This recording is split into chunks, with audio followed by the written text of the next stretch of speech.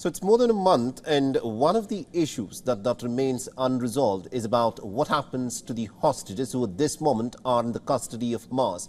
In our next report, we take a look as to what the world leaders are trying to do to try and broker a deal for the release of the hostages in Hamas's custody. My colleague, Haim Korsaroya, gets you the details. In the early hours of the 7th of October, Israelis living near the border with Gaza woke up to the sounds of Hamas militants killing and kidnapping their neighbors. As the hours stretched on, Israelis hid, they were terrified. They wondered if they would even live through the nightmare. More than a month after the Hamas attack on Israel, the hostage situation remains grim, to say the least. Here's a closer look at the US, Qatar and Egypt's efforts to broker a deal with Hamas for the release of the hostages. According to reports and sources, Qatar is brokering a deal to free 10 to 15 hostages held by Hamas militants. The deal will happen in exchange for about 1 or 2 days of humanitarian pause in Gaza.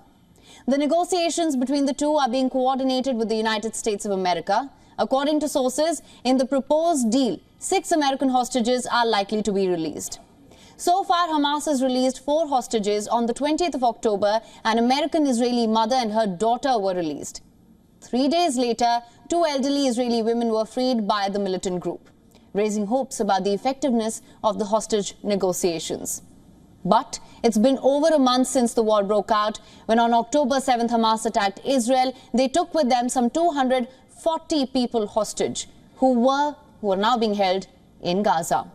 The hostages are from more than 40 countries, and they include people from all age groups.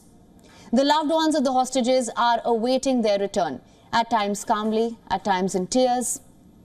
Families are appealing to world leaders to accomplish the mission of their life. Listen in.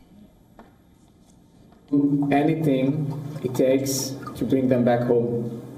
We are willing to sign a contract with the devil if we need to.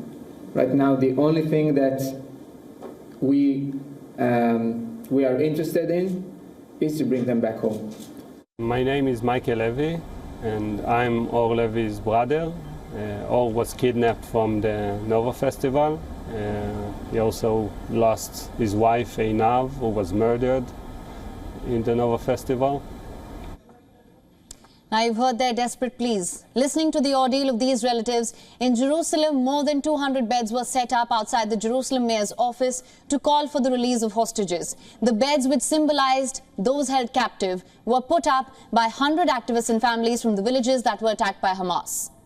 In front of Tel Aviv Square, tens of thousands of blindfolded teddy bears were placed, holding pictures of children taken hostage by Hamas militants. The display was dedicated to some 30 children as young as 9 months old. So that's where the hostage situation stands at the moment.